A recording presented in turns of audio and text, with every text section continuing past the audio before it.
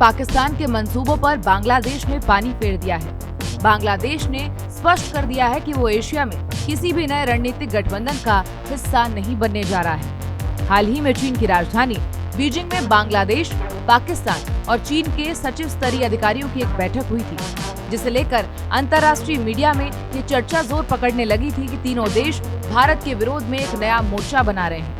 लेकिन अब बांग्लादेश ने इन तमाम अटकलों को सिरे से नकारते हुए साफ किया है कि उसकी विदेश नीति स्वतंत्र और संतुलित है।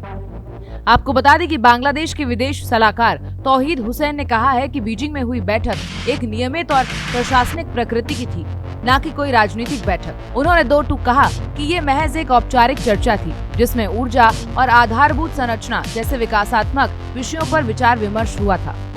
इसे किसी राजनीतिक गठबंधन की दिशा में उठाया गया कदम मानना पूरी तरह से गलत और भ्रामक है। तौहीद हुसैन ने जोर देकर ये भी कहा कि बांग्लादेश किसी एक देश के खिलाफ काम नहीं करता और न ही वो किसी गुट या सैन्य गठबंधन का हिस्सा बनने की योजना बना रहा है। उन्होंने कहा कि बांग्लादेश की विदेश नीति शांतिपूर्ण सह अस्तित्व और बहुपक्षीय सहयोग पर आधारित है। उन्होंने ये भी स्पष्ट किया कि बांग्लादेश किसी भी क्षेत्रीय पहल में सकारात्मक भूमिका निभाने को तैयार है, बशर्ते उसका उद्देश्य समावेशी विकास और सहयोग हो। तौहीद ने कहा, अगर भारत और नेपाल जैसे पड़ोसी देश हमारे साथ किसी बैठक का प्रस्ताव रखते हैं तो हम उसका खुले दिल से स्वागत करेंगे। ऐसी बैठक के लिए हम ढाका को मेजबानी स्थल के रूप में उपलब्ध कराने को भी तैयार हैं। बीजिंग में हुई बैठक के बाद चीन और पाकिस्तान के रणनीतिक समीकरणों को लेकर कयास लगाए जा रहे थे कि बांग्लादेश भी उनके साथ खड़ा हो सकता है, मगर बांग्लादेश के हालिया रुख ने इन उम्मीदों पर पानी फेर दिया है। तौहीद हुसैन के बयान से ये स्पष्ट हो गया है कि ढाका न तो चीन और पाकिस्तान के किसी गुप्त एजेंडे का हिस्सा है और न ही भारत के खिलाफ किसी प्रकार की रणनीति में शामिल होना चाहता है।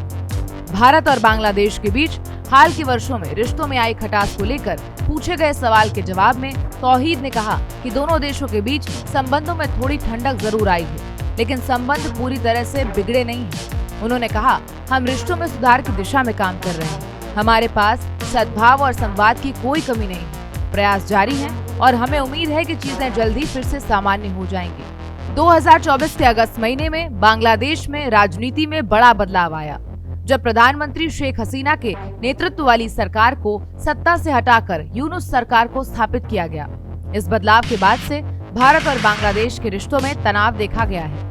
रिपोर्ट्स के अनुसार यूनुस सरकार भारत के प्रति आक्रामक रुख अपना रही है, जबकि भारत भी फिलहाल बांग्लादेश को विशेष महत्व देने के मूड में नहीं है।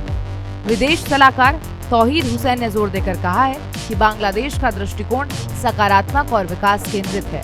उनकी प्राथमिकता देश के विकास पर है, न कि किसी भू राजनीतिक प्रतिस्पर्धा में उलझने की। हम काम पर ध्यान दे रहे हैं, न कि प्रचार पर। उन्होंने ये भी बताया कि बांग्लादेश की विदेश नीति संतुलित ढंग से चलाई जा रही है और देश किसी बाहरी दबाव में आकर फैसले नहीं लेता।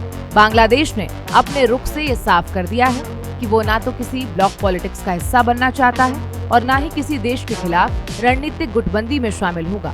उसका उद्देश्य पड़ोसियों से बेहतर संबंध बनाए रखना और विकासोन्मुख साझेदारी को बढ़ावा देना है। इस नीति से न केवल बांग्लादेश की स्वतंत्रता झलकती है, बल्कि दक्षिण एशिया में स्थिरता की संभावनाएं भी मजबूत होती हैं। इस वीडियो में फिलहाल इतना ही। देश और दुनिया की ताजा तरीन खबरों के लिए देखते रहिए भारत एक्सप्रेस।